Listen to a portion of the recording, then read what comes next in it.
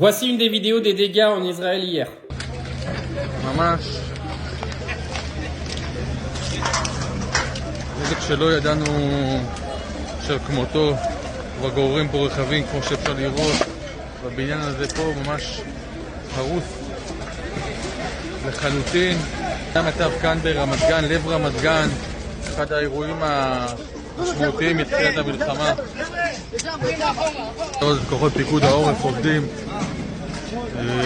אבל בלי ספק אירוע מאוד מאוד קשה.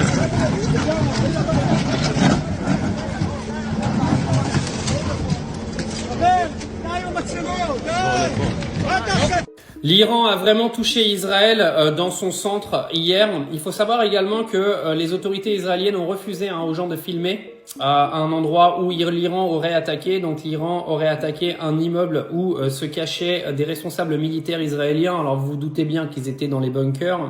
Alors au niveau du bilan, on arrive pour l'instant entre 2 et 3 morts pour Israël, en tout cas morts déclarés. Il y a peut-être encore des gens qui sont coincés dans les décombres, on n'en sait rien. À peu près une cinquantaine de blessés. Derrière les attaques iraniennes, Israël a contre-attaqué en Iran, faisant 80 morts et plus de 300 blessés, ayant notamment touché encore une fois des bases d'uranium et des bases nucléaires iraniennes. Au niveau des chiffres, ce sont des chiffres qui viennent des sources aujourd'hui les plus sûres à l'international, bien sûr de ce qu'Israël veut bien expliquer, parce que tu peux pas en fait de toute façon aller au-delà de ce que raconte Israël. Donc peut-être qu'il y a eu plus de morts, on n'en sait rien, peut-être qu'il y a des responsables militaires israéliens qui ont été tués.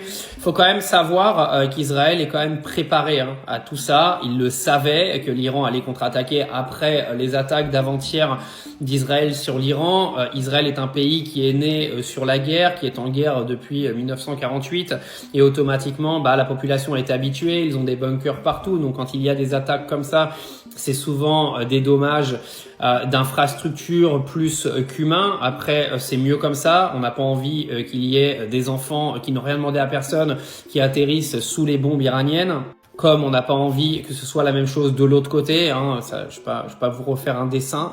Maintenant, est-ce qu'on se dirige vers une guerre totale ? Je n'en sais rien, je suis personne pour vous le dire. Moi, si je voulais vous donner une opinion, je vous dirais que ça sent pas bon, parce que l'Iran a l'air quand même bien déterminé à faire extrêmement mal à Israël. On verra bien dans les nuits qui arrivent.